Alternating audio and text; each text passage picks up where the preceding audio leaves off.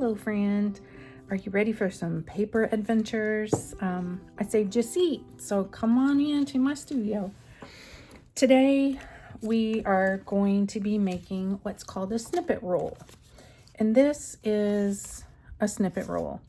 Basically it is a piece of gummed tape that you just glue all your scraps to and make it into something usable. So I save my scraps in a vase here because it's kind of fun to look at in my studio. Plus I can see how full it's getting. So only supplies that you're going to need is some of this, and I got it off of Amazon. It's maybe 1.75 inches, almost is just shy of 2 inches. But what I'm going to do today is, I'll leave this here so you can see. But it is, I cut it down a little bit to show you that, you know, it doesn't have to be this wide.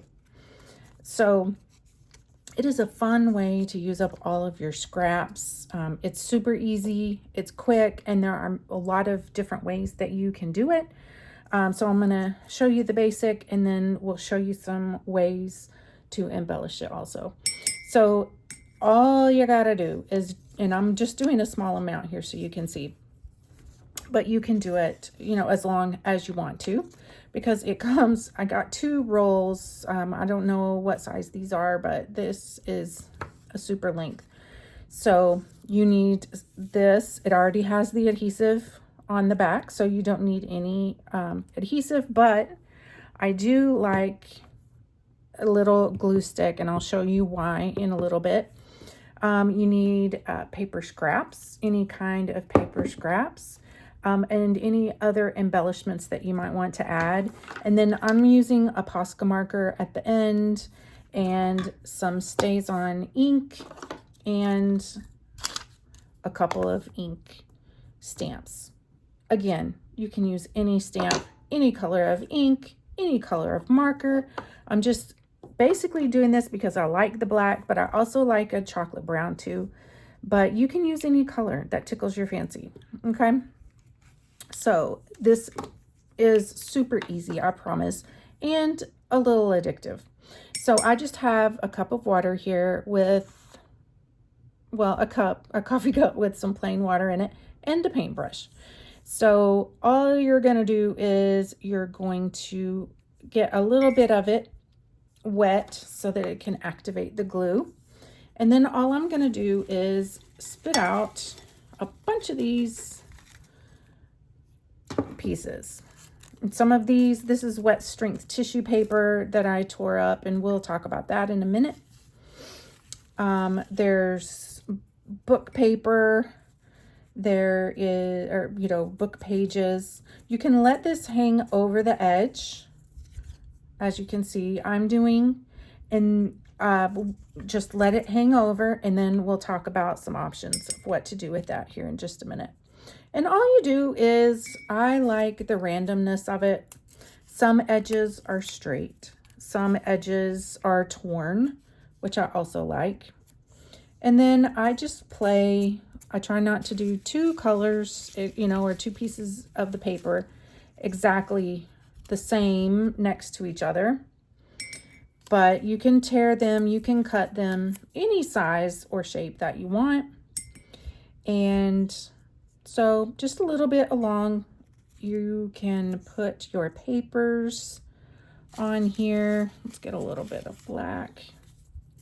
Now, while I'm doing this, while we're gluing, let's talk about some of the things you can do with this when it's done. All right, one of the things you can do is you can put it on a greeting card. It makes a very cute little stripe for a greeting card. You could use it in your art journal. You could use it in your regular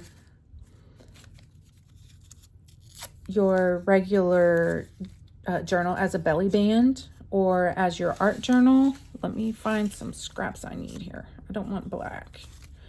So yeah, you could do a lot of things. There's a lot of options. You can use it for a functional piece. You can use it as a decorative piece in your art journal, like I said, as a belly band. All the things are an option. Very cute. And a very fun way to use up all your scraps. So some of this paper is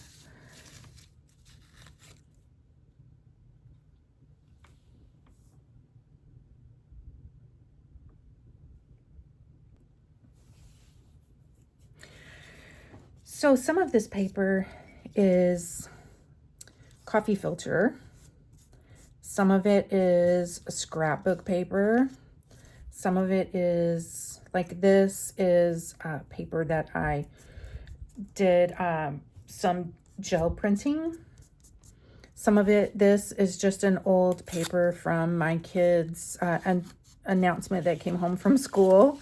Just a bunch of different papers. It can be scraps from your own artist papers. It could be junk mail, envelope. The inside of security envelopes also makes a really cool paper as well. Nice black and white neutral situation.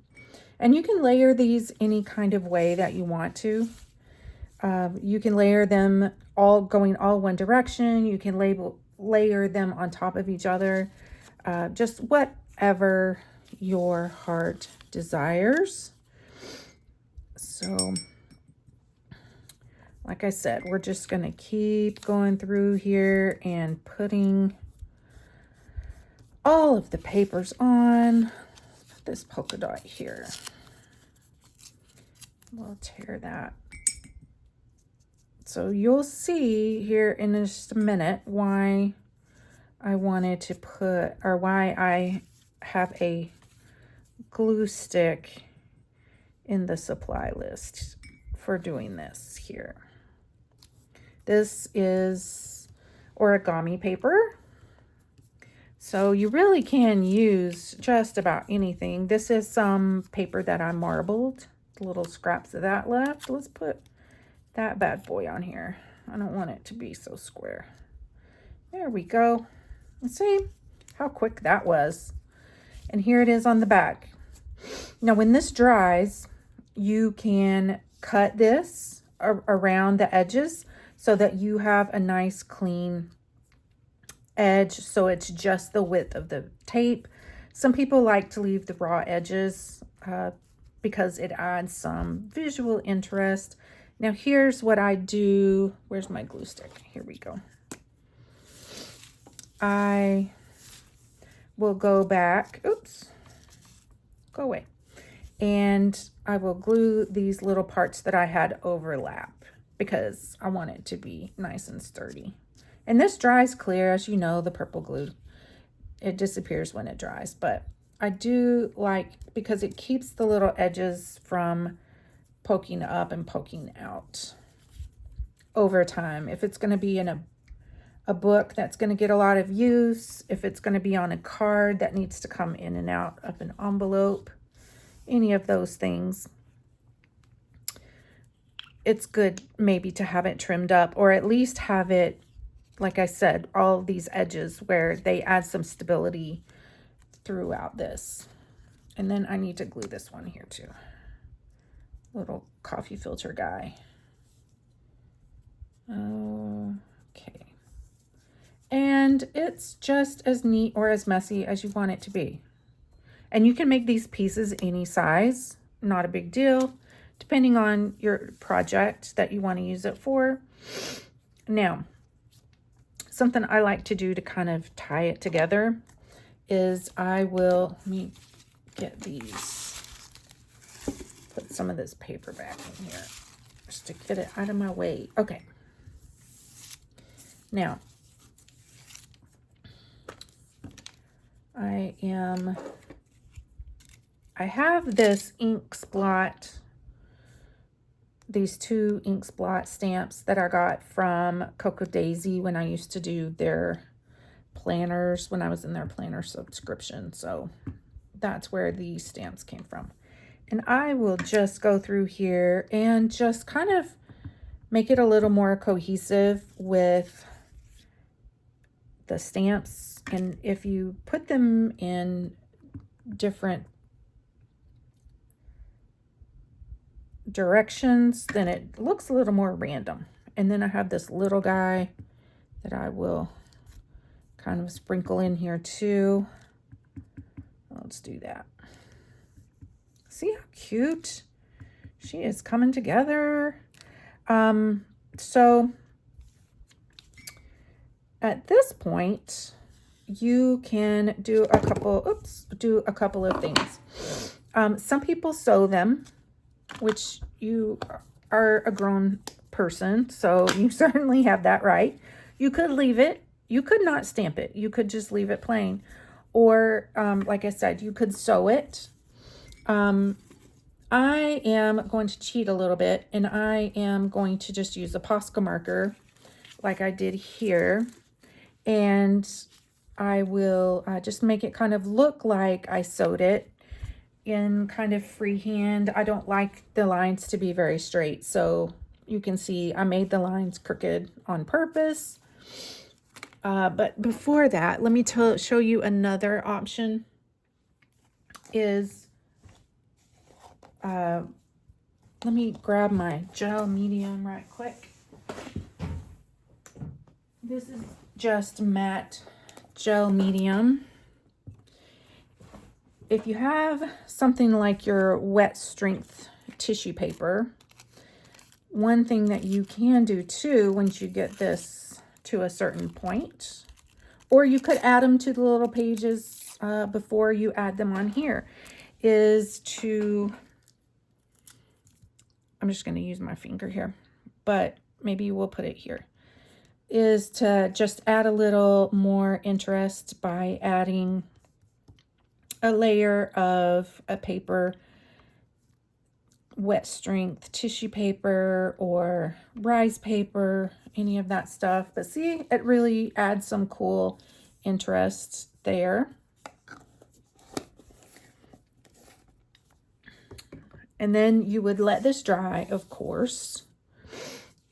And then you would just go through here and just mark it. I do a real light touch, and I'm left-handed. I may like to use my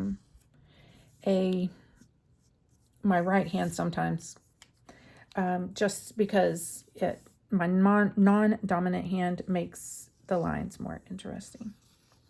But as you can see, you can just go back and forth. There we go. And it looks like you sewed it. It adds some visual interest. And then, like I say, you can get some scissors and you can cut this, which I will do just so you can see what it looks like, all trimmed up. This may be a little bit too much chaos for you, and that is okay. Oops, I'm getting a little carried away with my...